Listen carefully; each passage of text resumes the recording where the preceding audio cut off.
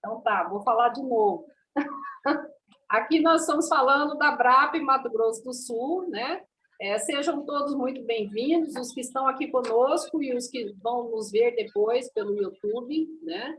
Estamos hoje recebendo o nosso convidado e amigo Marcelo Teselli, que é autor deste livro aqui, O Jesus Quântico, conforme a gente já tinha divulgado. É um livro que vale a pena, tá? Ele é um livro que o Marcelo teve o maior cuidado de fazer a pesquisa, né? É todo referenciado, tem fontes, é muito bom mesmo, tá? Eu recomendo. Então, agora, com a palavra, o autor do Jesus Quântico. Marcelo, eu vou conduzir, nós vamos conduzir aqui a reunião com duas perguntas básicas, tá? A primeira pergunta é, como que foi o processo, né? O processo de nascimento do livro, tá? Essa é a primeira pergunta. A segunda pergunta é, e o que tem de conteúdo que o autor, né, segundo o autor, ele pode passar para todos nós que estamos ouvindo, para aqueles que ainda não leram, ficarem com vontade de ler. Tá certo, Marcelo? Então, com a palavra, você... deixa eu só avisar as pessoas. Nós combinamos antes que quem estiver querendo fazer pergunta para ele durante a fala dele, é levantar o dedo assim, tá? Que ele vai dar esse espaço para, no momento, falar. Eu só vou pedir que nós sejamos, assim, um pouco sucintos para poder as outras pessoas também terem esse espaço, né? Para fazer as suas perguntas. Combinado? Então, vamos lá, Marcelo. Bom, vamos lá. Em primeiro lugar, muito obrigado a Edna pelo convite, muito obrigado a todos que estão participando dessa transmissão interativa aí. Não está dando para as pessoas se encontrarem pessoalmente, em grande número, né? Paciência, mas se Deus quiser, logo, logo vai voltar a dar. Enquanto isso, vamos nos virando com os facilitadores tecnológicos, né? Isso vai suprindo a nossa necessidade. Bom, o livro, na realidade, ele é uma espécie de resultado, de reflexo da minha história na doutrina. Vou tentar ser breve. Eu comecei a ter contato com sessões espíritas muito novo ainda, mesmo sendo de família católica. Então, eu me lembro de criança, ter contato com uma médium quando eu era pequeno, em Corumbá. Depois, já aqui em Campo Grande, com 12, 13, 14 anos, participava de sessões espíritas na casa de uma amiga médium. Então, sempre foi um processo muito natural para mim. E, em seguida, minha irmã, que já era leitora ávida dos livros da doutrina espírita, começou a me passar os livros dela. Eu não me lembro a minha idade exatamente, tipo 17, 18 anos, 16. E eu comecei a ler pelos livros do Ramatiz, não pelos livros de Kardec e Chico. Comecei pelo Ramatiz. E me apaixonei irremediavelmente pela doutrina, me identifiquei instantaneamente. Era como se fosse algo natural para mim, era meu habitat natural. Então, desde cedo, eu conto com essa sorte, com esse presente de ter tido contato com a doutrina e me identificado tão rapidamente com ela. Isso modificou a minha vida profundamente, profundamente. Apesar de o livro ser de física quântica, eu não tenho nenhuma formação na área, eu sou formado em administração pública pela Federal, sou funcionário público, sou auditor do TCU, Tribunal de Contas da União, e sou músico, os pôster dos Beatles aqui atrás. Então, assim, as duas forças que mais mudaram a minha vida foram a doutrina espírita e a música dos Beatles. Eu sou um resultado direto disso. Em 2011, 10 anos atrás, eu comecei a trabalhar pela primeira vez numa casa espírita, ali no Emmanuel, que acho que é o maior centro espírita aqui da cidade hoje. E, assim, aquilo foi uma descarga de adrenalina, de euforia, para mim, gigantesca, porque antes a minha vida se resumia a estar numa sessão espírita, conversar com algum mentor, ler os livros e tudo mais. Mas quando eu comecei a colocar a mão na massa e a trabalhar na prática com isso e entender aquela interação entre os dois planos, começar a entender um pouco melhor, pelo menos, uma pergunta extremamente simples me veio à mente. Como as pessoas ainda não entendem isso? Sabe? E aí eu volto às minhas leituras iniciais, lá do Ramatiz, depois também do Kardec, depois do Chico, lá dos 18, 20 anos de idade, onde a primeira constatação que eu tive lendo os livros da doutrina foi que era ciência pura. essencialmente física. E não tem como se dissociar a doutrina espírita da física, para mim, por um motivo extremamente simples. Porque a doutrina espírita, ela traz resultados que são perceptíveis no plano físico. Eu digo isso porque eu trabalho ali dentro do salão de cirurgia do Centro Emmanuel, na saída, levando as pessoas no carro, depois da cirurgia feita. E, assim, o resultado físico daquilo é perceptível. E só uma ciência pode explicar aquilo, basicamente, física, porque é a comunicação entre um plano de matéria sutil com um plano de matéria grosseira, que é aqui onde a gente está. Nesse ínterim, eu conheci o Dr. Décio Iandoli Júnior, que é um dos maiores palestrantes de ciência espírita no Brasil e no mundo, que me incentivou a estudar, me passou uma série de livros, de indicações. Eu fiz uma viagem aos Estados Unidos em 2012 para levar o material da minha banda para um produtor americano, em Denver, no Colorado, e lá tinha uma livraria fantástica. Eu achei um monte de livros de física quântica que foram fundamentais para escrever o meu. Na volta, passei por Nova York e achei um outro livro ainda mais fundamental, só tinha um livro na livraria, na livraria esquina com a Rua Brasil. E eu conto essa epopeia de como esse livro único apareceu na minha mão, no livro, aqui não dá tempo de contar. Então, eu comecei a pegar aquelas coisas de física, e tem certos livros de física. Um dia eu até mandei umas fotos por WhatsApp para o Dr. Décio Iandoli, de umas 10 páginas de um livro de física que parecia o Livro dos Espíritos. Era o Livro dos Espíritos. Então, esse foi o nascimento do livro. Esse foi o nascimento do livro. E eu escrevi o livro entre junho de 2012 e junho de 2013, durante um ano. Depois parei, aí depois voltava, fazia revisões, depois com um editor em Portugal, quando ia sair o livro, acabou não saindo. Então, assim, mas o livro em si foi escrito em um ano, de 2012 a 2013. Nesse período, eu descobri o meu mentor espiritual, Dr. Hernani Guimarães Andrade, um engenheiro paulista.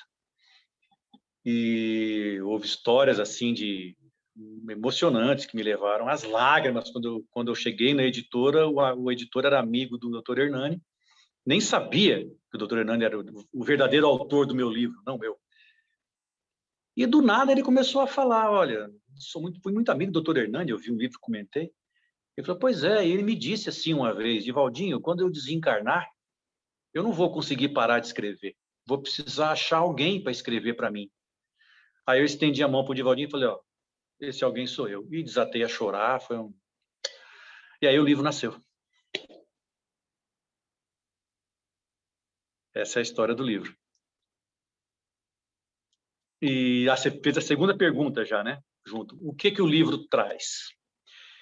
Tentando ser extremamente sintético, o livro traz o caminho que a física quântica tem percorrido, desde o estudo da partícula mais básica da matéria, que é o átomo. Pode falar. Nós estamos apenas começando, tá? Você tem até 7h15, mais ou menos, ou 7h20 para falar, tá? Fica à vontade. Então, o livro trata essencialmente da demonstração daquilo que a ciência hoje já sabe, essencialmente a física quântica, mas não só, também passa um pouco pela fisiologia, passa pela genética. As coisas que a genética hoje tem comprovado são aterradoras, até para os espíritas. Até para os espíritas.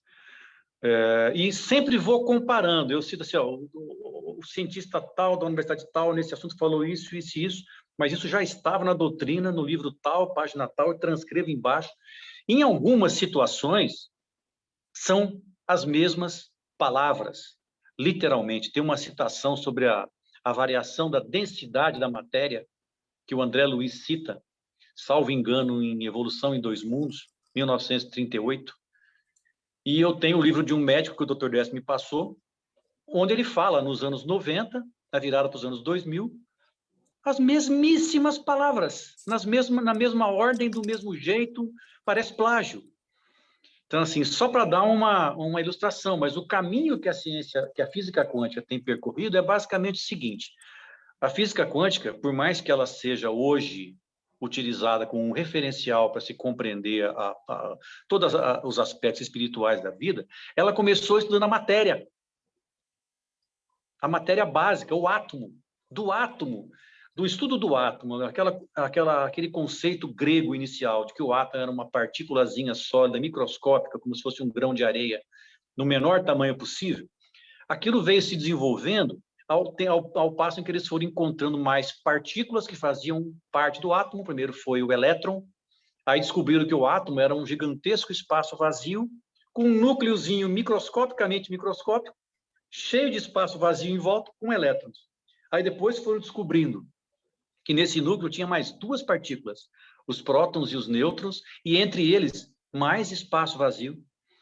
Aí foram descobrindo que os prótons e os nêutrons são compostos por quarks, por 6 tipos de partículas chamadas quarks, que são infinitamente menores que os prótons e que os nêutrons. E hoje eles têm a sensação de que, na realidade, não existe nenhum sinal de qualquer partícula minimamente sólida na matéria. Que aquilo que eles entendem por sólida, na realidade, são pequeníssimas cordinhas de energia. Por isso a teoria das cordas. E essas cordinhas, elas vibram e giram em torno do próprio eixo, e conforme a velocidade dessa vibração, a matéria vai se transmutando em sutileza do seu estado natural. Vibração muito lenta, ela é estado sólido. Ela vai aumentando a velocidade da vibração, ela se transmuta em líquido, se transmuta em gasoso, em onda e em luz, e assim que ela ultrapassa a velocidade da luz do seu padrão vibratório, ela se torna imperceptível para nós aqui no plano físico. É a matéria espiritual. E isso o André Luiz fala há 70, 80 anos, e hoje a física já reconhece da mesma maneira. E a proporção disso é uma coisa tão avassaladora, a matemática disso é tão avassaladora, eu até anotei aqui para não me perder nos números. Vou achar aqui, prometo. Aqui. Hoje o átomo, eles entendem que o átomo é composto de 99,99999999999% de espaços vazios. 12 noves depois da vírgula. 12 casas decimais. Ou seja, e o resto, eles acham que é uma cordinha de energia. Na realidade, eles dizem que se o Empire State Building, lá em Nova York, fosse comprimido até que não houvesse mais espaços intraatômicos, espaços vazios, ficasse só aquilo que eles entendem como sólido, o Empire State Building seria reduzido ao tamanho de um grão de arroz. E nós, seres humanos, nosso corpo seria reduzido a uma pasta infinitesimal, invisível a olho nu. Ou seja, nós somos realmente hologramas vivos. Né? Hologramas vivos. E a precisão numérica desses dados, que me estarreceu lendo os livros de física, eu vou citar aqui alguns exemplos. Por exemplo, o núcleo do átomo em relação ao átomo inteiro está na razão de 1 para 10 mil, exatamente. Os prótons e os nêutrons dentro do núcleo do átomo estão para a razão de 1 para 100 mil do átomo, tudo número redondo. E os quarks e os elétrons estão para a razão de 1 sobre 100 milhões do tamanho do átomo.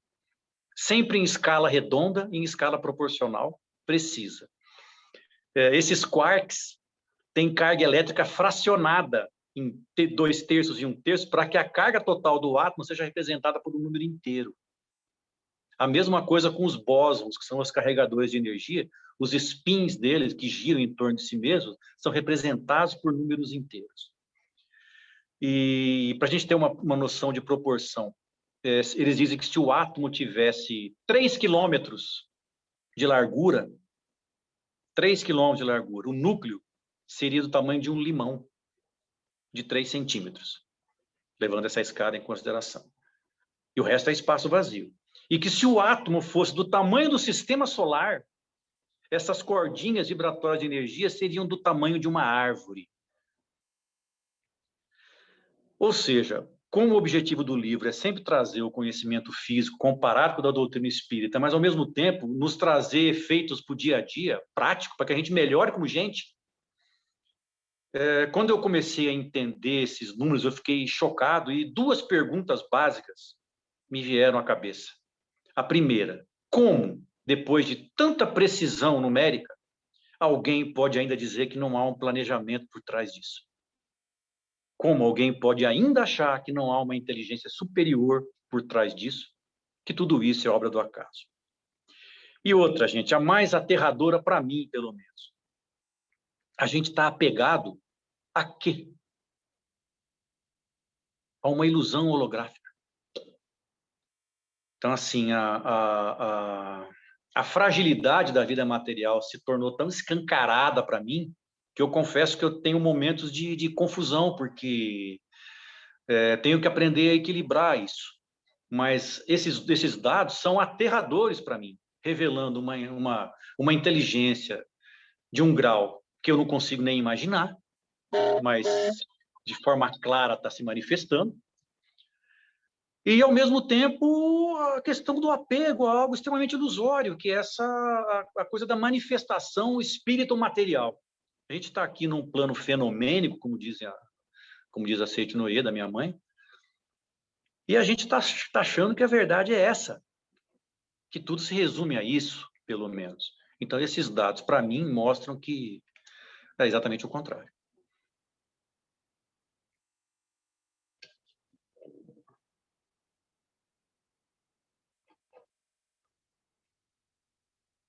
Então, assim, o livro começa, esse é o ponto de partida do livro, essa é a plataforma de lançamento do livro, e ainda dá para ir mais longe. Por exemplo, o que o estudo do átomo ainda nos revelou? Os cientistas descobriram há exatos 100 anos, 1920, eles descobriram há 100 anos que os elétrons que vibravam no entorno do núcleo do átomo, eles simplesmente desapareciam e reapareciam. Desapareciam e reapareciam. O que levou os cientistas a começarem a cogitar da existência de algum universo paralelo aqui do nosso lado. Porque o átomo, para ele ir para algum lugar e depois voltar desse algum lugar, tem que haver esse algum lugar, evidentemente.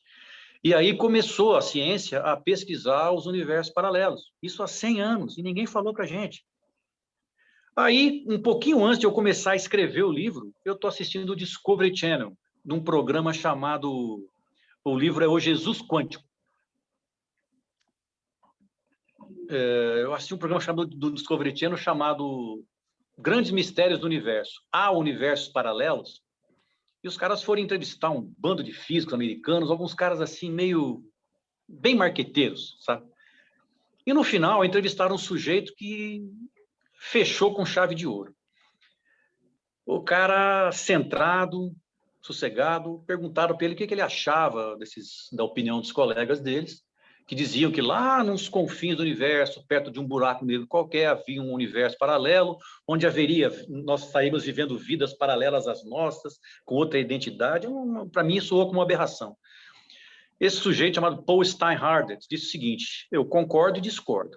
Ele disse: eu concordo que existem universos paralelos aqui ao nosso, só que eles não estão lá longe, a um buraco negro de distância, a uma galáxia de distância. Eles estão aqui, a menos de um átomo de distância da gente. Eles são regidos por leis físicas diferentes das nossas. Nós não podemos ver esse plano, não podemos tocá-lo, não podemos senti-lo. E, ao contrário do que a gente pensa, nós somos o efeito. Eles são o plano original. Eu quase caí da cadeira, porque eu acho que nem o Kardec descreveu o plano espiritual tão precisamente assim. Fui descobrir quem era o autor, Paul Steinhardt, professor em Princeton, e ele ocupa a cadeira de Albert Einstein.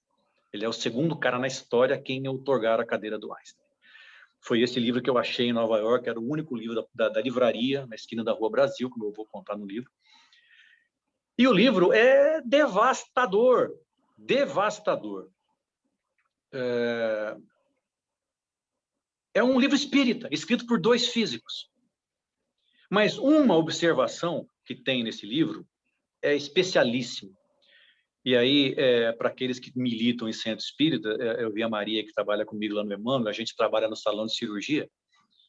Uma coisa sempre me intrigou naquele processo físico, porque é um processo físico de um mentor espiritual, ainda que incorporado no médium, proceder a uma operação, realizar um procedimento cirúrgico, que seja, e aquilo se materializar no corpo físico, porque a gente lê que os 2 planos são incomunicáveis. E esses físicos americanos falam mesmo.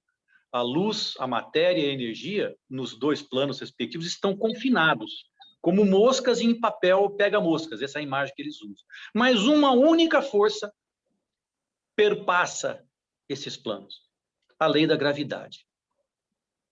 E isso é o princípio básico para se explicar a realização de cirurgias espirituais, por incrível que pareça, porque sem a lei da gravidade, não haveria como ter essa comunicação entre os planos, e mais, não haveria ter como a ação do espírito sobre o corpo físico. Não teria como. É algo que eu acho que, pelo menos eu não vejo muita gente discutir sobre esse prisma. A gente discute como é que se dá a cirurgia, eu até falo sobre isso no livro, que ela se dá no perispírito, evidentemente, e aquilo eu explico até o processo fisiológico pelo qual as células físicas vão replicando a operação cirúrgica nas células do perispírito, e cito um médico americano que já descobriu isso, um anestesiologista do Arizona, mas sem a lei da gravidade por trás, perambulando pelos dois planos, isso não seria possível, não seria fisicamente possível, né?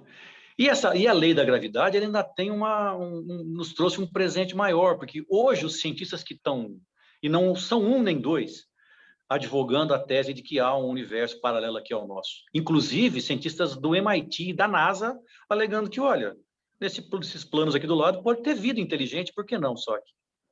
Olha que ponto a gente está chegando. Mas a lei da gravidade foi a senha para se descobrir o universo paralelo, porque a lei da gravidade é muito fraca. Comparada com as outras forças da natureza, por exemplo, o eletromagnetismo, ela é ridiculamente fraca. E uma física americana, Lisa Random, que eu também tenho um livro, o livro dela chama Knocking on the Heaven's Door, uma música do Bob Dylan, Batendo nas Portas do Céu. Ela descobriu, por cálculos matemáticos dos quais eu não faço a menor ideia, que a gravidade ela é fraca porque ela chega para a gente só como um resíduo da gravidade dos planos superiores. Por isso ela nos é tão residual. E ela provou isso matematicamente, e hoje os grandes bambambãs da física todos advogam essa tese. Então, assim, eu trago todas essas informações da física, trago informações da fisiologia, trago a da genética, que é tudo reflexo da física quântica, comparando sempre com a doutrina espírita e mostrando que o que está se descobrindo hoje, a doutrina espírita sabia há décadas, em alguns casos, há séculos. Essa é a linha central do livro. Perguntas? Perguntas? Perguntas aí, Júlio, Vitor, Maria? Eu gostaria de fazer uma pergunta, não sei se isso se atrela, né, ou se vincula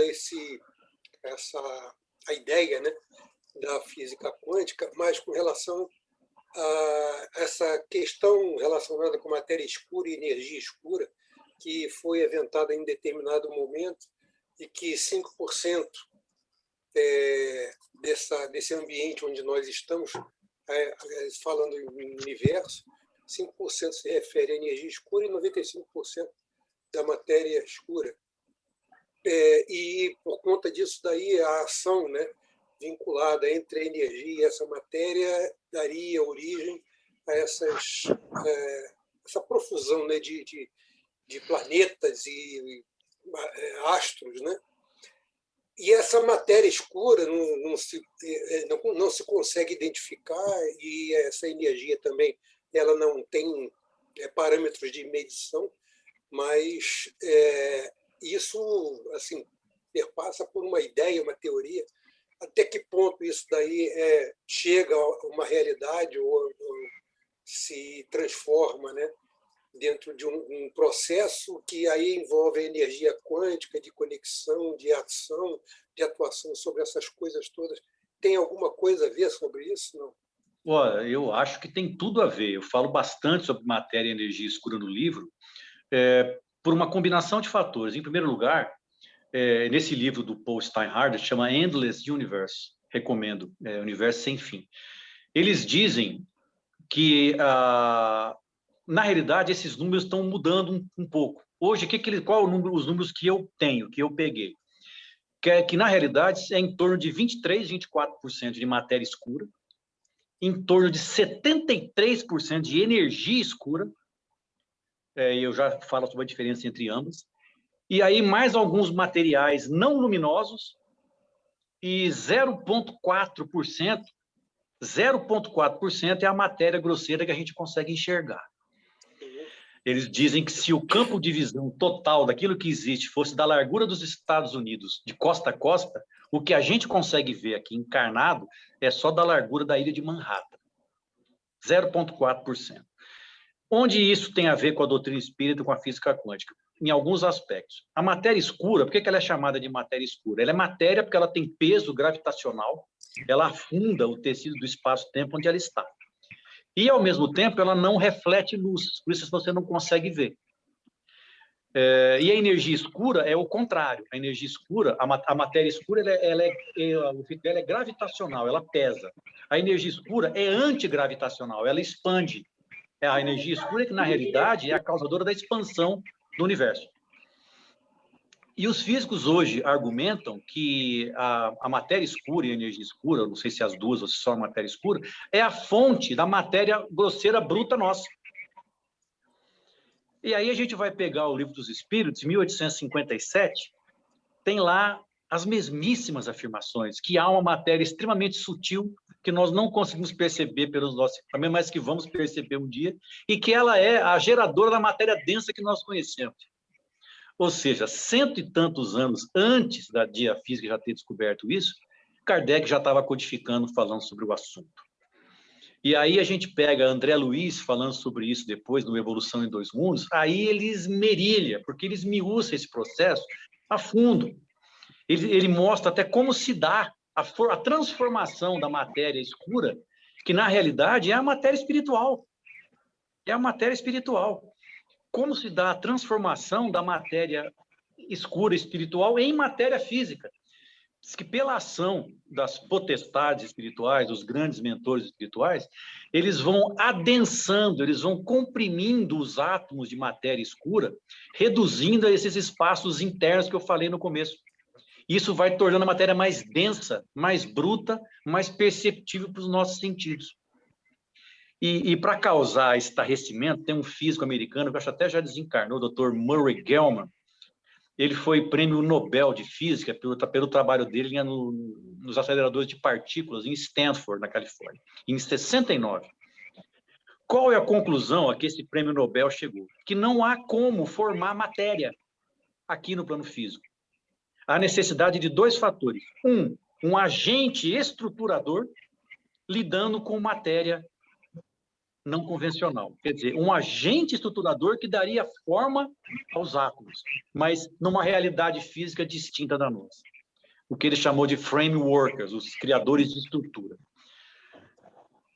Olha que ponto a gente está chegando para um físico desse calibre falar que, olha, para que exista matéria física tem que ter alguém construindo essa matéria num plano paralelo ao nosso. Isso é quase religião. Então, assim, a matéria escura e a energia escura tem uma conexão profunda com isso.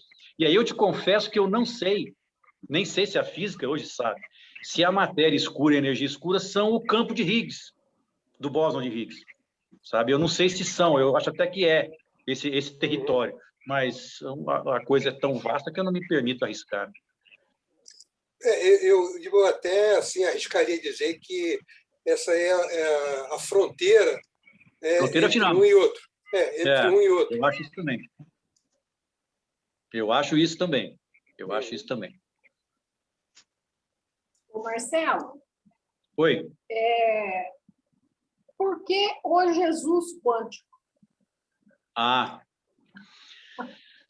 Porque, como eu te disse, no começo, sempre que eu lia livros da doutrina, para mim era física pura. Eu não consigo ler livro espírita sem olhar e ver física naquilo. Porque é um fenômeno físico, de aspectos físicos que envolve um outro ambiente, a interação com leis físicas diferentes, com matéria diferente, mas que interage com o nosso aqui. Então, assim, e Jesus tem afirmações precisas sobre física quântica que eu aprendi com um físico, não com um espírita. Um físico indiano chamado Dr. Amit Goswami, que está famosaço hoje em dia, ele cita experimentos de comunicação mente-mente feita em laboratórios do mundo inteiro. Eu vou contar até uma peculiaridade de um desses físicos, onde se dá essa comunicação mente-mente sem que haja registro de intervalo de tempo transcorrido entre alguém aqui, pode estar aqui do seu lado, ou alguém aqui, ou alguém no Japão, a comunicação é instantânea, não importa a distância. Isso é o que eles chamam de... Nossa, me deu um branco agora. Já aparece. Deu branco, mas eu esqueci o termo técnico precisamente agora. Um desses físicos, Dr. Peter Fenwick, neurocientista inglês, ele veio há poucos anos num dos seminários de espiritismo em Goiânia, no Mednesp. Resultado, hoje ele fundou e é presidente da AME Espírita no Reino Unido. Ah, que legal. Que legal. Demais, então assim. Sobre isso que você está falando aí, existem vários experimentos, né? Inclusive feito na França. Sim, começou na França. E o cientista que começou a trabalhar com isso daí, ele foi execrado. O laboratório onde ele fazia as experiências foi simplesmente fechado, trancado, botaram cadeado para ele não entrar lá, para evitar que ele desse continuidade a esse trabalho. E ele acabou construindo um outro prédio e montou um outro laboratório.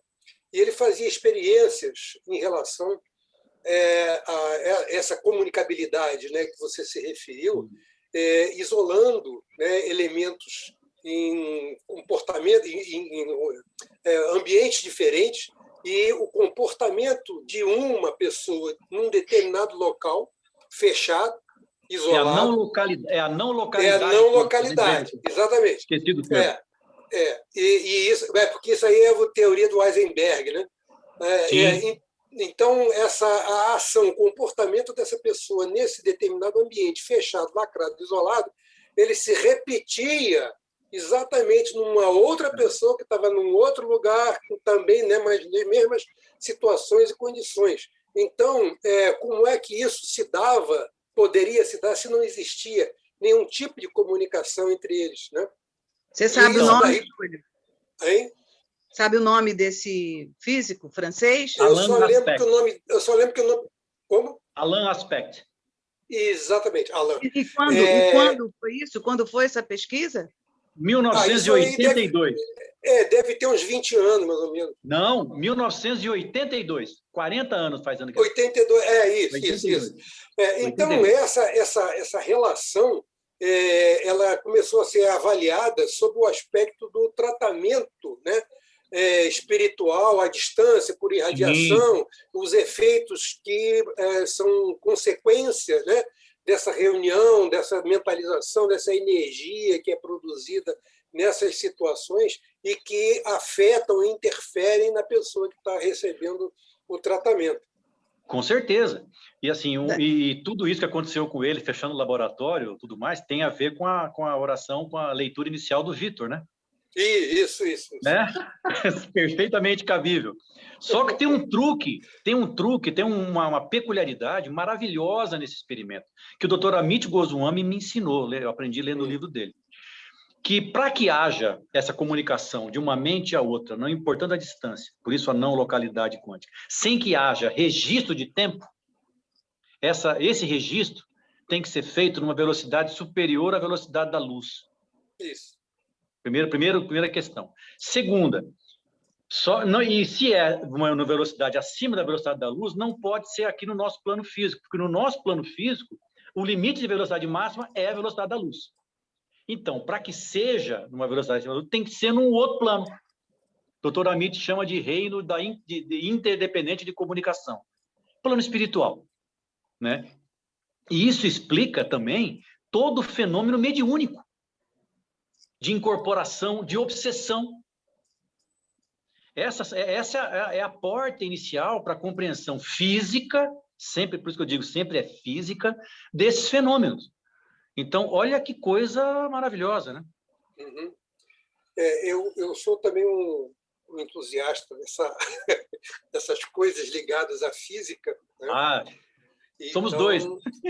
Pois é, e eu já li bastante o cientista, né, o físico Amit. Está na hora de escrever também, fazer o seu livro. Ainda está longe, muito longe disso. Posso perguntar curioso. A Fátima também quer perguntar. Boa noite, né? Eu sou Fátima, e quando o Júlio citou aí um físico francês, eu lembrei que em 99, 2000, eu participei de um congresso no Rio de Janeiro, um congresso de terapia de vida passada, congresso internacional, presidido pela doutora Teodora, uma psicanalista, uma psiquiatra do Hospital das Clínicas de São Paulo, e ela convidou um físico francês chamado Patrick Duo. O Patrick Duo, ele fez uma exposição traduzida simultaneamente, né? Até pouco tempo até tinha essa fita, acabou que eu me desfiz essa fita, mas, em suma, vamos ver se eu como a Edna, sou uma analfabeta funcional e física, né? Fui de uma forma muito precária, passando e repassando as teorias da física, do ensino médio. Mas me deixou, como você mesmo acabou de dizer, né? Me deixou muito provocada, instigada, quando ele deu uma bagunçada na teoria da arrumação dos átomos nesse congresso. E ele lançou quase que uma polêmica, né? Porque estava lotado o Rio Centro, no Rio de Janeiro, lotado mesmo, tinha mais de 2.000 pessoas, né? E ele fez a sua exposição com esquemas, dizendo isso, que estava desconstruindo a teoria da arrumação dos átomos, onde se pensava, e se ficou pensando durante muito tempo, que não existia um princípio inteligente de arrumação dos átomos. E aí ele começou a pesquisar e começou a entender que sim, existe sim um princípio inteligente. E foi só isso que ele disse, mas ele lançou a pedra fundamental nesse congresso, que deixou, como eu, uma pessoa leiga em física, perplexa, né? Que eu falei, poxa, então se a gente estuda lá no ensino médio que existe sim, não é uma coisa aleatória, os átomos, quem inventou os átomos, né? De uma forma bem leiga. Eu só me deu vontade de perguntar se você conhece, porque nunca mais eu ouvi falar do Patrick Duo. Eu nunca ouvi falar, eu nunca ouvi. Pois é, nunca mais. Já até anotei aqui. Eu não sei se calaram a boca dele, eu não sei. Se calaram a boca do Patrick, olha, não sei. Não sei, podem até ter tentado, mas assim, a verdade é que nem um formigueiro, no qual você não consegue ficar sentado muito tempo em cima. Não dá para esconder. Vem à tona. Mas sobre isso, eu posso te falar alguma coisa. Isso você falou assim, ele disse pouca coisa, só falou isso, que o átomo observa um princípio inteligente. Na realidade, ele falou tudo. Vou te dar um exemplo. Ele falou tudo. Existe um cientista inglês que vale a pena ler os livros dele, chama Rupert Sheldrake, que eu conheci por intermédio do Dr. Décio. Esse cara defende o quê? Que o DNA, ele não explica, na realidade, praticamente nada da nossa existência, ao contrário do conhecimento comum. Todo mundo tem na cabeça que, não, o DNA do cara... Ele diz que o DNA não explica a nossa origem como seres vivos, não explica a nossa forma como seres vivos, não explica a nossa regulação como organismo vivo, que é o processo de adaptação a um evento negativo, e também não explica a nossa reprodução como seres vivos.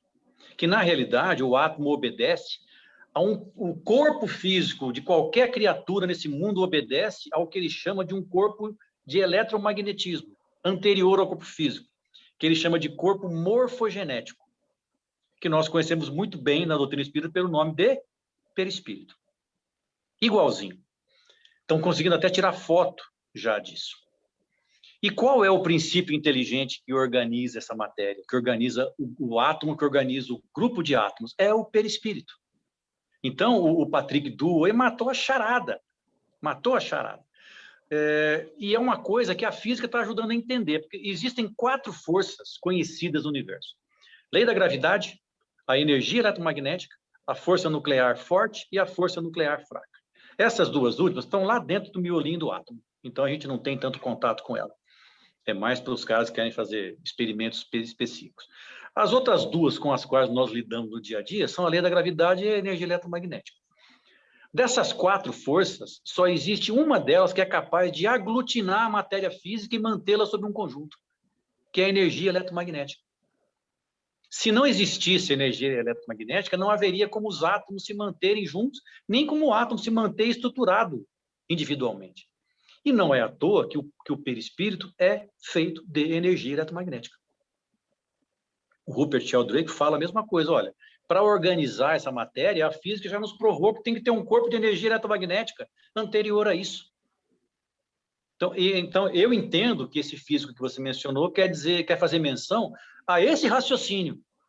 Olha, tem alguma etapa anterior ao processo que é físico, sim, mas é de uma matéria sutil, porque energia também é matéria, só num estado mais sutil. Como a matéria, se a matéria fosse gelo, a energia fosse água, mas é a mesma coisa, só muda a velocidade de vibração das cordinhas que compõem as partículas ali, né, quantizadas. Então, esse é o princípio inteligente, que explica também, inclusive, as cirurgias espirituais, porque a cirurgia espiritual é feita pelo mentor espiritual, pelo médico espiritual, no perispírito da pessoa que está ali. Por isso não tem doação, marca. Né? Oi? Doação de ectoplasma acontecendo. Doação de ectoplasma, mas ectoplasma também é energia eletromagnética, né? Das mitocôndrias e tudo mais. Então, para que alguém tenha acesso ao perispírito, ao nosso perispírito, tem que ser alguém desencarnado. Só que aquilo tem reflexos no corpo físico e deixa marcas no corpo físico que saem em exame de ultrassom, saem raio-x, saem um monte de coisa. Isso não seria possível sem a lei da gravidade, que faz perpassar essa energia de um plano para o outro. Então, assim, esse princípio inteligente é a senha do processo. Obrigada. Marcelo, Oi. Você faz parte, né, trabalha no centro espírita, onde as pessoas vão em busca da cura material, né? Elas Sim. estão lá com uma questão no corpo físico, né? E aí faz todo aquele procedimento, né? Então, você está me falando, eu quero ver se eu entendi, tá? Você está me falando, porque para mim era assim, né? O que a pessoa vai buscar no centro espírita, né? Fora o conhecimento, vamos tirar essa parte. O que a pessoa, o necessitado, vai buscar no centro espírita, né? O que o centro espírita pode oferecer para esta pessoa, né? Então, assim, na minha concepção, pode oferecer tratamento para o perispírito, não necessariamente para o corpo, né? Aí o tratamento para o corpo teria que ser a ciência, certo? Né? E vai oferecer tratamento para o espírito, que aí através do conhecimento e tal. Então, você trata o perispírito e o espírito, né? Mas agora você está me dizendo aí, você está dizendo para nós, que através da lei da gravidade, né? Eu quero ver se eu entendi isso aí. Através da lei da gravidade, aquilo que está sendo feito na dimensão espiritual, isso vai reverberar no corpo físico. É isso que eu entendi? Certamente. É isso aí? Certamente. A lei da gravidade é essencial para entender a interação entre os dois planos em qualquer questão, em qualquer aspecto que seja. Isso é uma coisa que está ficando cada dia mais clara para mim. Agora, a questão do tratamento espiritual no centro, ela é muito mais ampla do que parece. Por quê? É evidente que qualquer pessoa que vai no centro espírita, ela está buscando algum tratamento espiritual. Uma pessoa que vai no banco ter assuntos relacionados a dinheiro e assim por diante. Você vai tomar um passe lá no centro, aquilo é uma limpeza dos seus chakras, uma reorganização dos seus chakras, que vão, às vezes, livrar você de alguma coisa que pode um dia virar uma doença, ou até prevenir que ela se manifeste. Agora, a questão é muito mais ampla do que isso. O Dr. Reinaldo, que era o médico chefe do Centro Espírita lá no Emmanuel, o Dr. Reinaldo era um médico alemão chamado Reinhardt, que já desencarnado, evidentemente, ele é o chefe da cirurgia, mudou o nome para ser mais bem compreendido. Um dia ele me disse, eu perguntando as coisas para ele, de curioso mesmo, né? Ele falou, meu irmão, nem tudo é espiritual. mas quase tudo é. Então, o que acontece? A partir do instante em que se faz um procedimento cirúrgico no perispírito, como o perispírito ele é uma espécie de matriz, de gabarito do plano do corpo físico, o corpo físico é uma cópia. É uma cópia do perispírito. Se nós todos aqui que estamos em conferência desencarnarmos agora, pá, estamos do lado de lá, a gente está igualzinho isso aqui. O corpo físico é um reflexo tridimensional do perispírito. Então, tudo que você fizer, qualquer alteração que você fizer na matriz, que é o perispírito, se reflete na cópia, que é o corpo físico. E como isso se dá? Fisiologicamente. O André Luiz explica no Evolução em Dois Mundos que isso se dá através dos centríolos. Centríolos são uma organela em forma de estrela que tem no citoplasma celular, não é nem no núcleo. Não é nem no núcleo, é no citoplasma. E que esses centríolos são a conexão entre as células físicas e a célula correspondente perispiritual. Então, assim que você faz uma alteração na célula espiritual, via centríolo, a célula física reproduz o padrão. Ele explica até que a célula tem uma linha do Equador, com polo norte e polo sul. Isso se dá da linha do Equador para os polos da célula. E eu tenho um livro de um médico americano do Arizona que fala a mesma coisa. Olha, a questão quântica vai para o corpo físico por meio dos centríolos, só que 70 anos depois. Então, assim, a gente tem um hábito, todos nós temos um hábito que a gente tem que começar a deixar para trás, que é separar as questões espirituais das questões físicas. Porque se a gente for começar a perceber bem, eu não sei onde termina uma e começa a outra. Eu não faço a menor ideia, porque é uma coisa tão entranhada, tão entrelaçada, que eu não faço a menor ideia dos limites de cada uma, se é que tem. Se é que tem. Então, assim, é por isso que as pessoas vão lá com câncer. E eu já vi cada caso ali no centro que você fica estarrecido. As pessoas vão com câncer e dá uma semana não tem mais nada, porque eles limpam as células perispirituais, a célula física, como é cópia daquilo o tempo todo, ela se replica, ela copia a matriz. Um caso assim mais estarrecedor é das cirurgias bariátricas que eles fazem lá. O que acontece? Eles pegam o estômago espiritual da pessoa, eles deixam do tamanho do punho da pessoa. Essa é a medida que eles me falavam. E eles põem um anel de matéria perispiritual que limita o tamanho do estômago. Resultado, o estômago físico vai vagarosamente reproduzindo o padrão, voltando ao tamanho do original da matriz, do gabarito. E a pessoa emagrece, sem passar fome, sem passar desnutrição.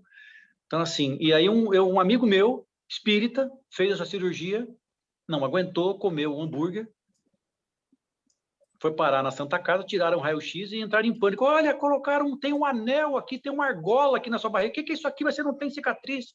Ele falou, é o anel da cirurgia espiritual. O médico da Santa Casa quase caiu para trás. Então, assim, onde termina a questão espiritual e onde começa a física? Não faço ideia. A única restrição que se faz aí é em relação àquilo que é possível, né, dentro das restrições que existem ou dentro das condições pré-existentes, né, da necessidade da pessoa passar por determinadas situações. E aí, concordante com o que o Marcelo falou, e também a Edna, existe também aquilo que é o tratamento que se faz a nível físico, orgânico, e o perispiritual continua com a sua condição pré-existente. Então, aquele processo de tratamento do corpo físico, orgânico, ele alcança um determinado patamar e daí ele volta exatamente a assumir a condição pré-existente do perispírito. Então, a pessoa está com câncer, aí faz um tratamento, aquelas coisas todas, aquelas substâncias todas, químio isso, químio aquilo, tarará, tarará. A pessoa ficou boa, né? Faz os testes, os exames, coisa e tal. Aí passa um tempo, o que eles chamam de recidiva, né? Uhum. Volta tudo.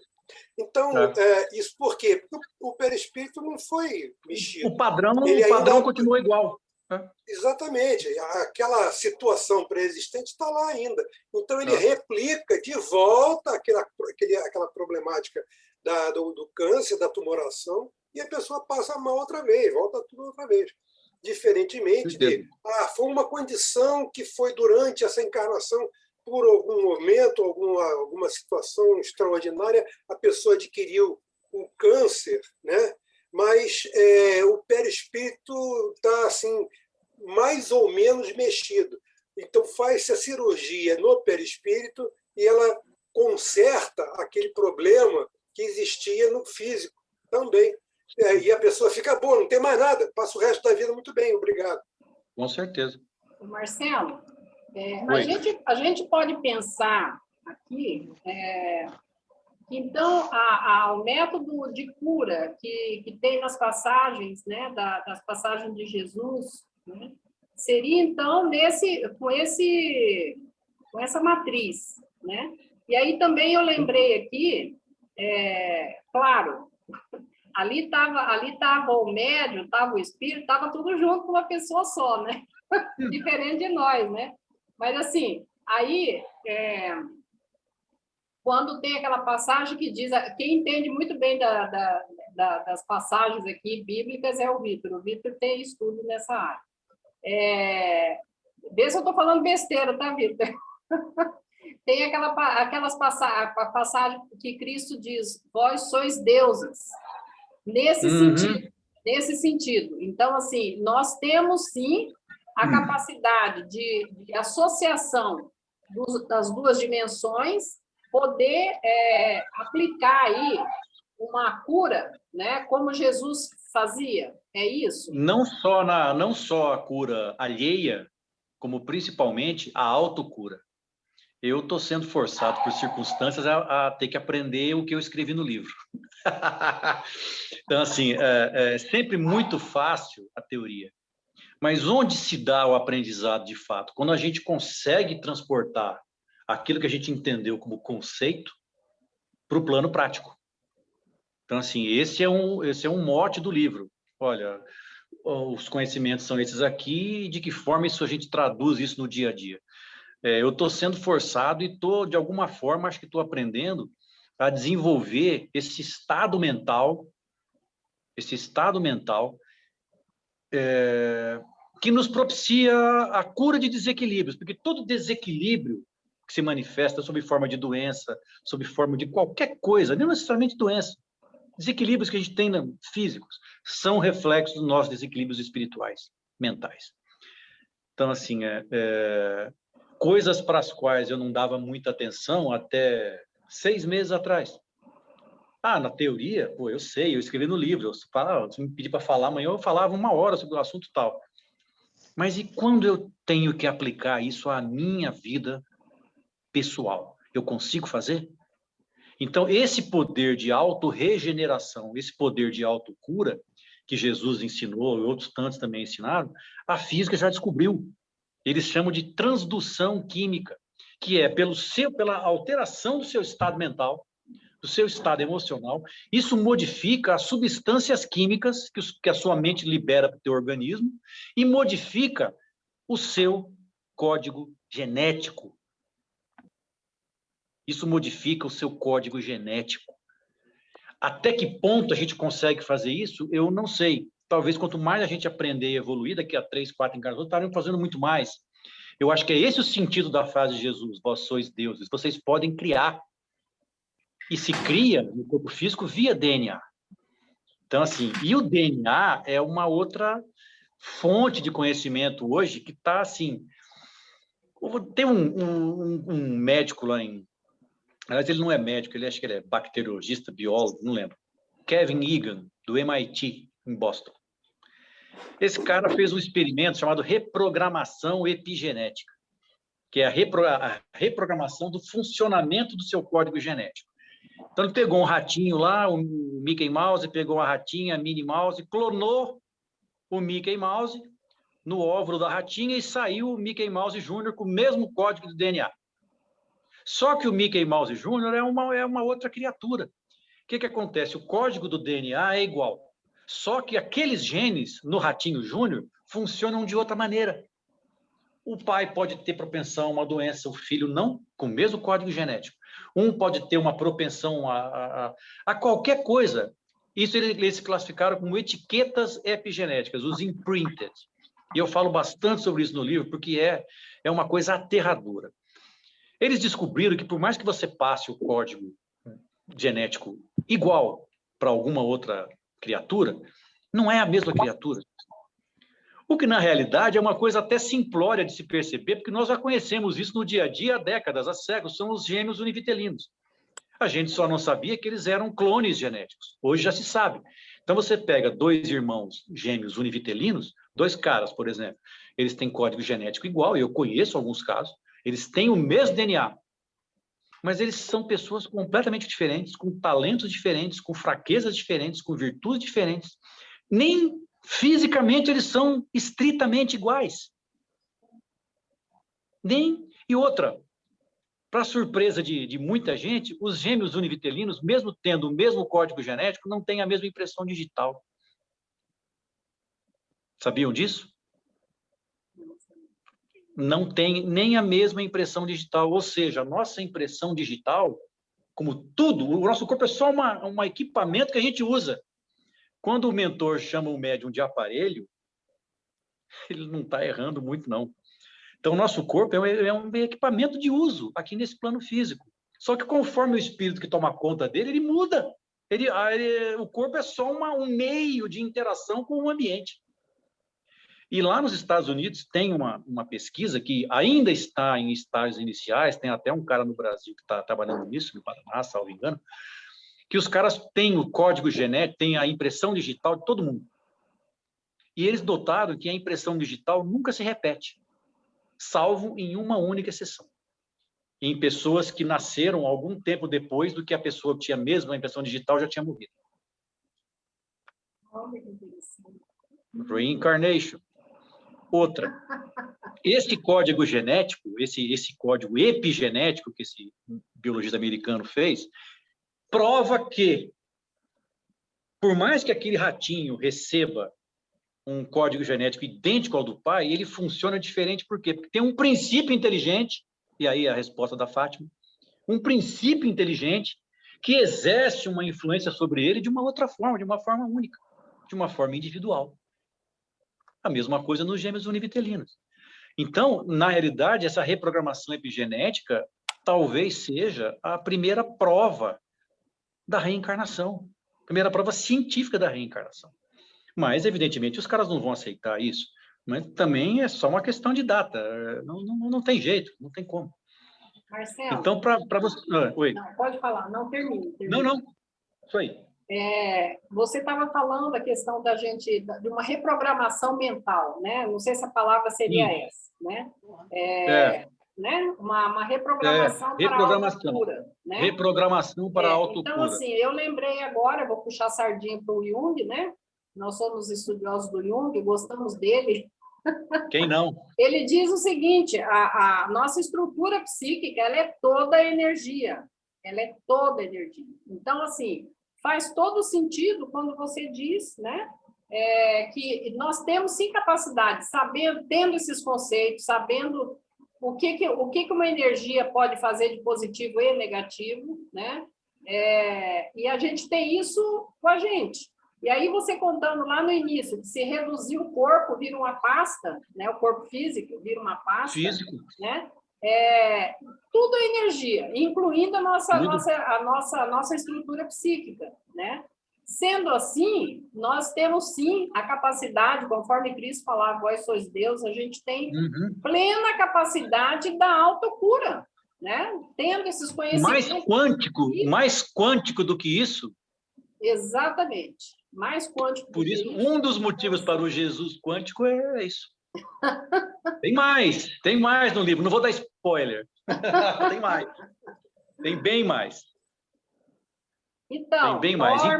Norma, Maria, Sheila, o Marcelo, o Júlio está em Brasília, a Sheila está lá no Rio, tá? Pô, essa é a vantagem do Zoom, né? Estou passando vergonha em cadeia nacional. Imagina. A Fátima também é carioca, mas ela está por aqui, pelo Campo Grande aqui. Eu quero dizer que, para mim, é um prazer muito grande ver o Marcelo falando sobre os nossos trabalhos lá do Emmanuel, porque isso que ele fala, a gente vivencia todos os dias. O Centro Emmanuel, ele chega a fazer 300, 400 cirurgias num dia, e é uma coisa assim, muito fantástica, realmente a gente vê a prática, né? E acontecendo, e a gente, assim, ele conseguindo explicar muito claramente, né, e cientificamente, como tudo isso acontece, é muito esclarecedor, muito bom, né? E assim, eu sou testemunha do que ele está dizendo, que realmente a gente vivencia essa prática, né? Essas cirurgias que a pessoa termina de fazer a cirurgia e ela sente todas as sensações da cirurgia. Eu mesma já passei por vários procedimentos lá. Também. É impressionante assim, como a gente realmente acontece essa cirurgia, né? A gente não sabe como acontece. Agora já estão sabendo, né? O Marcelo ajudou a gente a compreender isso. Pouquinho.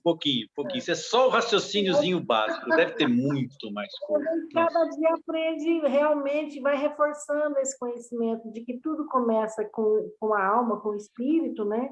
Que é o senhor do corpo, né? É o senhor da inteligência. Então, é o nosso pensamento, nosso sentimento, né? Que vai determinar como vai ser esse perispírito, né? Quais os danos que vai ter nesse perispírito e quais as soluções que vão ter nesse perispírito também.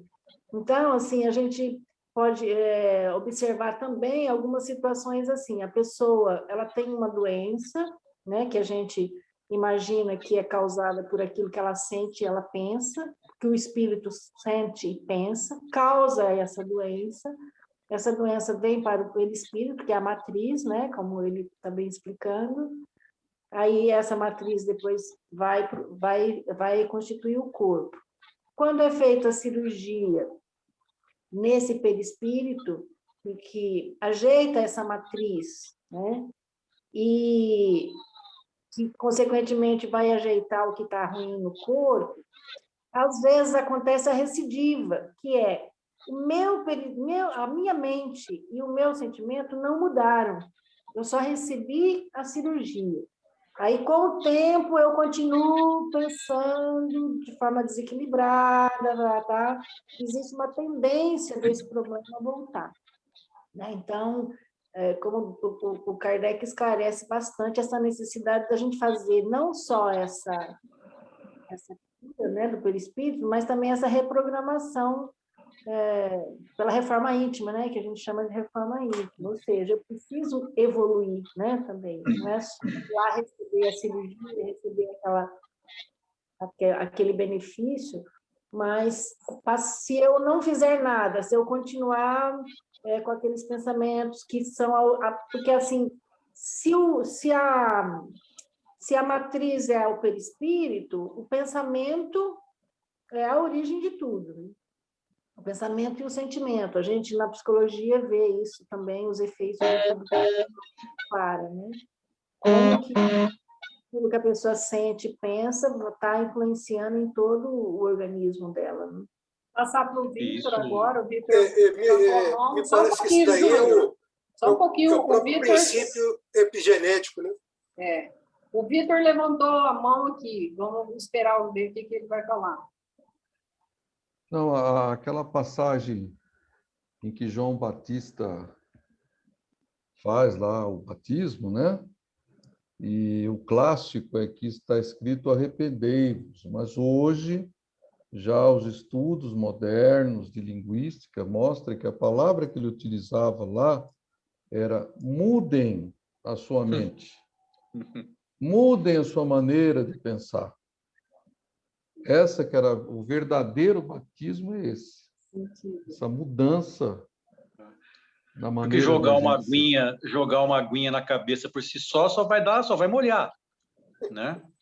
O Emmanuel dizia o seguinte, que todos os enigmas da matéria são solucionados pela compreensão da vibração daquelas cordinhas espirituais, né? Só que isso parece só uma aula de física, Mas, na realidade, é essa mudança do padrão vibratório que o Victor está falando aí. Ou a gente entende por que os mentores são tão desesperados para que a gente largue um pouco desse plano físico. É tipo assim, pô, criançada, vamos aprender rápido, aqui em cima é muito mais legal. Vocês estão querendo perder tempo com o pré-primário? Vem para a faculdade com a gente. Mas nós não vamos conseguir enquanto a gente não fizer essa mudança de padrão vibratório.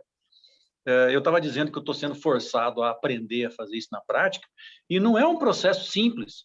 Pelo menos para mim não é. A gente tem muita limitação. Não é para ninguém, então, não é para ninguém. Então, assim, é por isso eu vou criando mantras para mim. Eu vou tentando...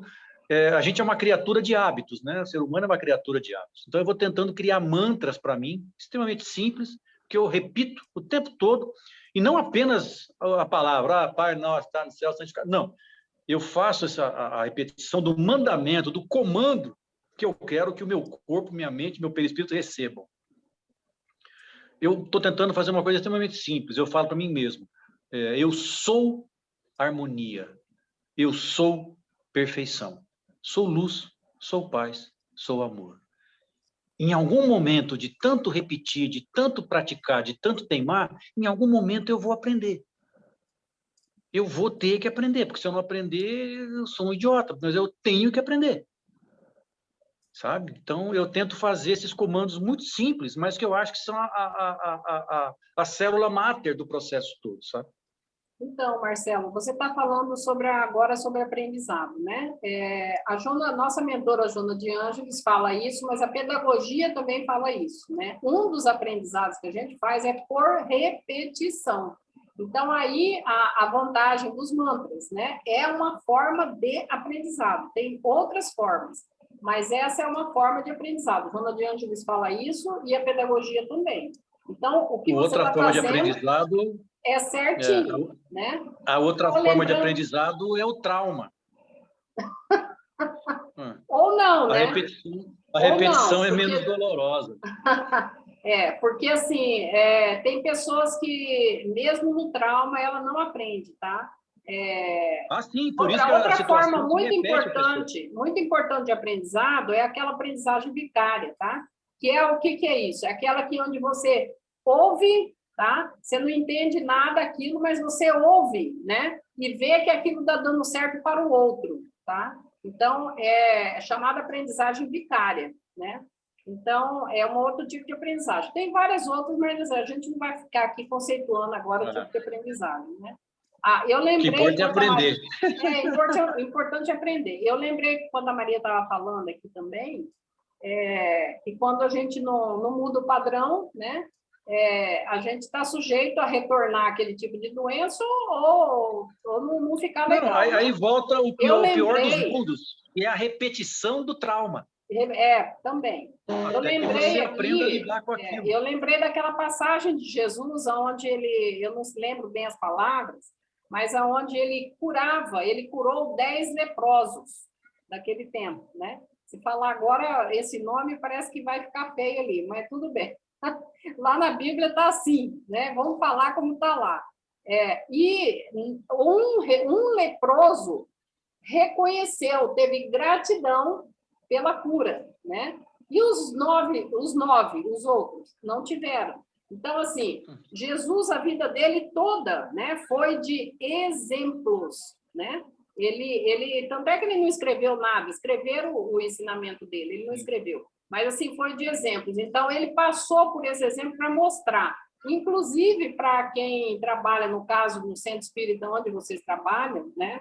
Que tem pessoas que vão receber, de repente, uma cura ou não, uma melhora, mas que não serão gratos. Eles não... Parece que ainda não está na hora, né?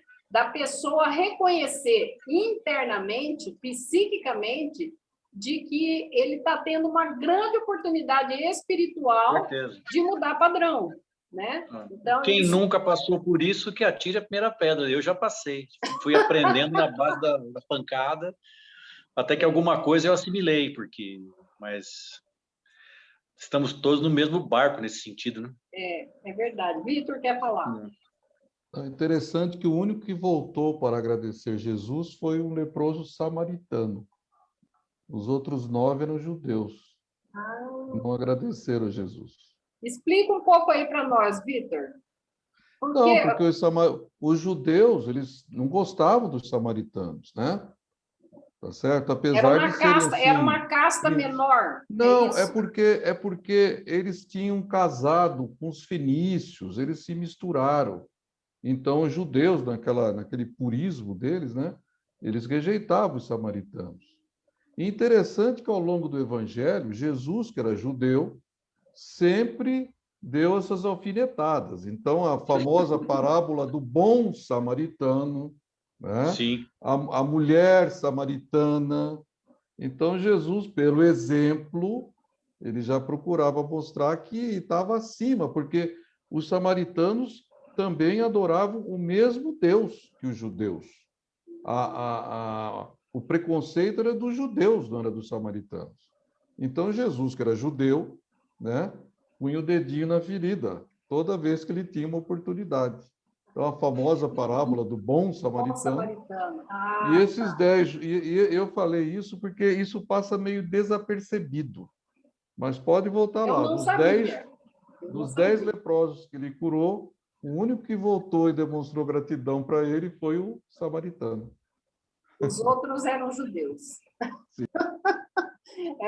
Tá vendo que acréscimo legal, né? Isso aí. Muito legal. Sheila, tem algum comentário, Sheila?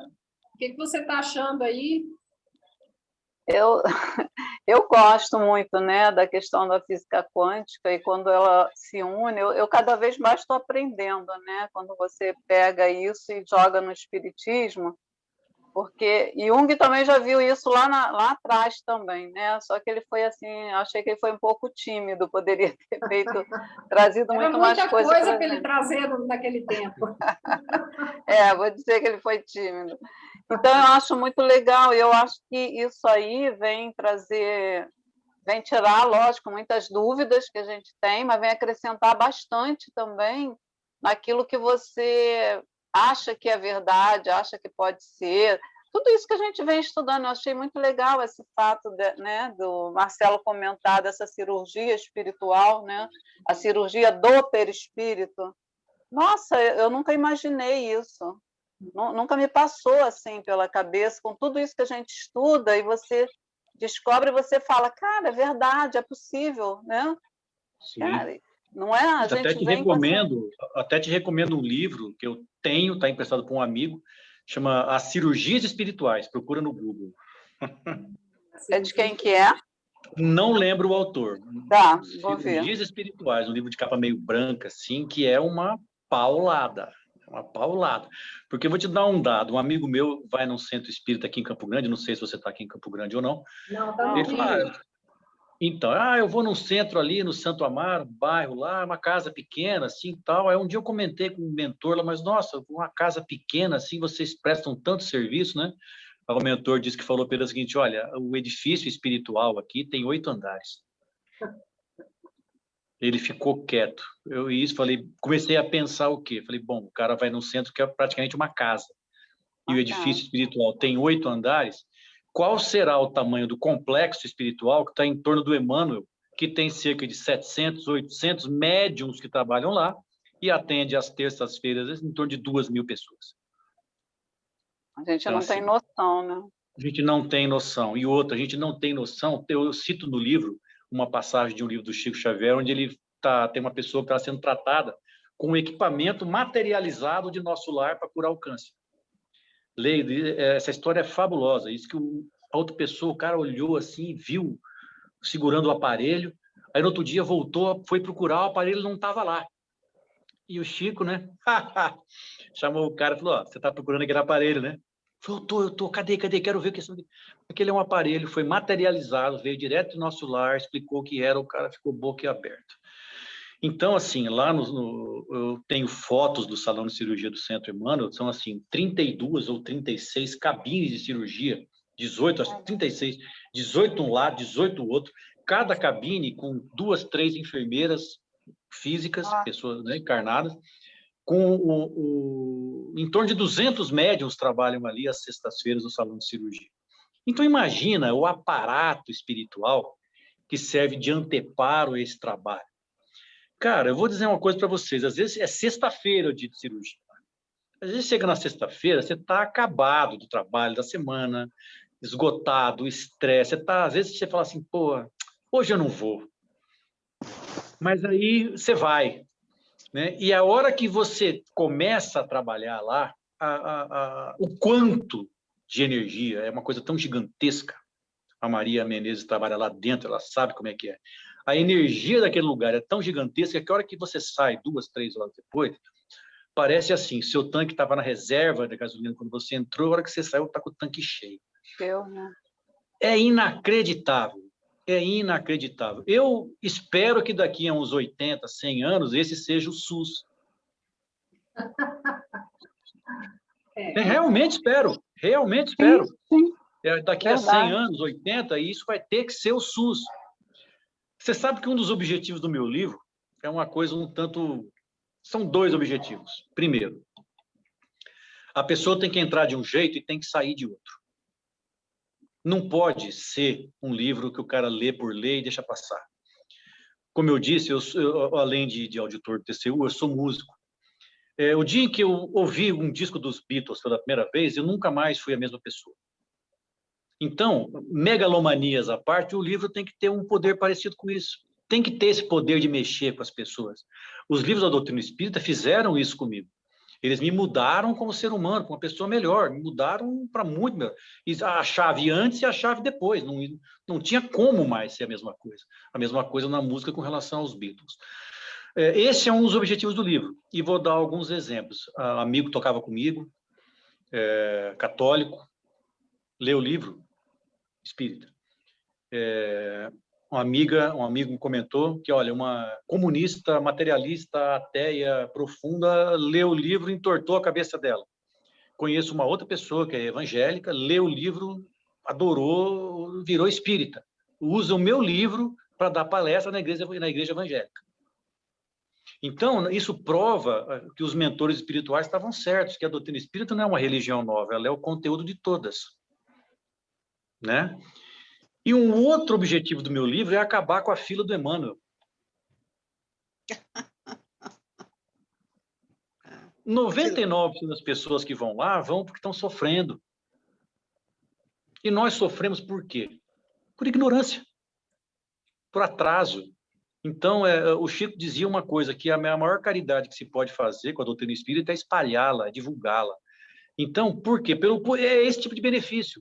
A partir do instante em que a gente entender um pouco melhor que seja, e nem nós, espíritas, entendemos isso ainda, mas a partir do instante que todos nós começarmos a entender o alcance disso, porque uma coisa é entender o significado das palavras, a outra é assimilar o seu alcance internamente. Essa é a reforma íntima. Quando a gente conseguir fazer isso, nós vamos administrar a nós mesmos de uma forma muito melhor, muito mais eficiente. Como consequência, vão começar a diminuir os nossos desequilíbrios. E, como consequência, vai diminuir também o número de doenças. Nós vamos começar a evoluir de verdade. Então, esse é um dos objetivos, acabar com a fila do Emmanuel, acabar com aquele sofrimento, porque não é brinquedo. Você vê situações ali que são desesperadoras, e não tem como você não se condoer com aquilo, porque senão você era feito de lata. Então, assim, é uma coisa muito forte, muito forte. Então, que todo e qualquer conhecimento tenha uma única finalidade, que é nos transformar em gente melhor. Esse é o objetivo do livro. Muito legal, Marcelo. Eu gostaria de saber se os presentes têm mais alguma pergunta, algum comentário, para a gente ir partindo para a finalização. Já quase 7h30. Vitor, pois não. Só lembrando aquilo que nós conversamos no começo, tem aqui na Livraria Cultura. Isso, eu vou fazer isso. É que antes eu queria saber se tem mais alguém que quer falar. Acho que não, né? Acho que não. Então tá. Obrigada, Vitor, de você lembrar. Então tá, o Marcelo, para quem está em Campo Grande ou no Mato Grosso do Sul, que vem para Campo Grande, né? o livro o Jesus Quântico está sendo vendido na leitura, no shopping Campo Grande, né? Geralmente, pessoas do interior que vêm a Campo Grande, geralmente vai passear no shopping. Né? Campo Grande não tem assim tantos atrativos, então um deles é o praia. shopping. Não tem praia, né? Então, assim, lá o livro se encontra, então, na leitura, nessa casa, né? Não tem praia ainda. Vai que esse Pantanal vire praia de novo, né? Do jeito que o planeta está mudando, daqui a pouco aparece uma aqui na esquina, né? Aí o Marcelo passou para nós o site, tá? O site da editora, tá? É www.editoradidier.com.br, para quem tiver interesse. E o contato dele... só jogar no Google o nome do livro, Jesus Quântico, que já aparece. Que aparece, tá. E o contato do Marcelo, para quem quiser conversar com ele, detalhar mais coisas, né? É 679-9983-0969. Esse é o telefone dele, né, do autor do livro, para tirar dúvidas, para conversar com o Marcelo. Então, me traga a sua dúvida, que eu a aumento bastante. Ô, Marcelo. Oi. Posso falar rapidinho? Eu agradeço muito, né, por estar aqui, poder te ouvir. Eu acho que foi bastante didático, foi muito tranquilo. Para mim, você explicou uma coisa que eu achava, fazia um cavalo de batalha, vamos dizer assim, com uma facilidade muito grande, né? E eu acho que esse tipo de proeza é quando a pessoa realmente internalizou aquilo tudo que ela fez, procura vivenciar, e aí traz, e fica bem mais fácil de entender, né? Eu gostei muito. Obrigado. Eu juro que eu estou tentando fazer tudo isso, viu? Eu realmente juro. Mas foi muito legal, ó. Nós não vimos o tempo passar. É verdade. Bom, também não. Vou adquirir o livro. Obrigado. Gente, eu agradeço assim do fundo do coração, Marcelo, tá? Eu agradeço muito mesmo. Eu tinha convidado o Marcelo desde acho que novembro do ano passado, alguma coisa assim. Aí, sei lá, aí resolvemos deixar para esse fevereiro, né? Você está abrindo o ano na Abrap, o primeiro convidado do ano é você, tá? Nós temos a cada mês nós temos um convidado, né? E geralmente os convites são feitos na última quinta-feira, né? Esse ano a gente buscou, e aqui em Campo Grande tem alguns autores de livros, viu? Eu busquei, consegui achar pessoas bem queridas, igual você, Marcelo. E aqui tem o Júlio, vai ser em julho, o Júlio de Brasília vai ser em julho. E tem assim, outras pessoas que não estão aqui que vão fazer parte, né? Dos convites, já aceitaram, eu fiz isso tudo no final do ano, então está tudo acertadinho. Espero que eles não deem para trás, se der para trás, a gente corre atrás dos outros amigos aí para segurar a barra. Né? Mas então tá, um grande beijo no seu coração, viu, Marcelo? Muito obrigada mesmo. O João está dando boa noite para nós aqui. Boa noite, João. Boa noite. Muito obrigada eu agradeço pela sua participação, é a primeira vez que o João participa aqui. Obrigado ao João pela palestra. Eu que agradeço. Eu agradeço a você, em primeiro lugar, pelo convite. Fiquei muito honrado de ser convidado, muito honrado mesmo, porque assim, eu fiz o livro com o maior amor do mundo. O verdadeiro autor do livro é o meu mentor espiritual, o Dr. Hernani Guimarães Andrade. Eu tratei de botar isso no papel. Aprendi muito fazendo o livro, fiz com o maior amor do mundo. Então, assim, todos os méritos do livro, ele tem muitos, são do Dr. Hernani. E todos os defeitos do livro são meus. Isso não é falsa modéstia, isso é a pura expressão da verdade. Mas assim, estou muito honrado de ter sido convidado, estou muito feliz, porque esse é o salário de fazer esse tipo de coisa. Esse é o salário, sabe? E o salário é altíssimo. Então, assim, antes de ontem, como eu disse, uma vizinha aqui do condomínio veio com o meu livro para eu autografar, queria dar de presente. Hoje a palestra. Então, assim, eu vou dormir com o peito cheio, com o coração batendo a 1000, porque a grande recompensa é isso, sabe? Isso não tem dinheiro que pague, isso é fabuloso. Agradeço a todos os que participaram, agradeço realmente pelo interesse e espero não tê-los decepcionado demais, só um pouquinho. É uma troca muito boa, né? Porque você está grato e nós, eu representando aqui a ABRAP, né? Assim, nós estamos muito gratos também, né? Porque cada convidado traz o conhecimento e assim e nos auxilia, né? Com as nossas programações. Que a ideia nossa é estudar a ciência, né? Com a espiritualidade, né? Então, assim, você contribuiu muito, muito obrigada mesmo. E eu gostaria de saber quem é que vai fazer a prece de encerramento. O Vitor começou. Quem que vai fazer a prece de encerramento? Eu vou agora parar a gravação, tá ok? A Otília